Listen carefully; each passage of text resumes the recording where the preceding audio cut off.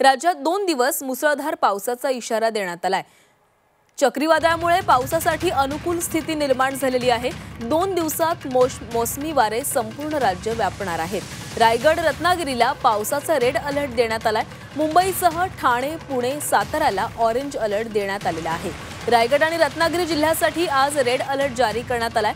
त्याचवेळी ठाणे, मुंबई, सिंधुदुर्ग, कोल्हापूर, सातारा आणि पुणे जिल्ह्यासाठी ऑरेंज अलर्ट देण्यात आलेला आहे। तर येत्या 2 दिवसात कोकण, मध्य महाराष्ट्र आणि मराठवाड्यामध्ये जोरदार ते अति मुसळधार पावसाचा इशारा देण्यात आलेला आहे।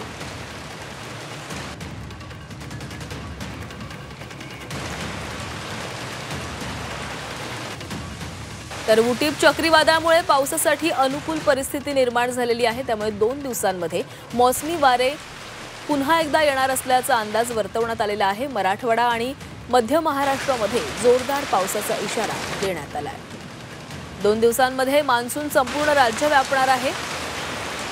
मराठवाडा आणि कोकणामध्ये जोरदार पावसाचा इशारा हवामान विभागाने वर्तवला आहे।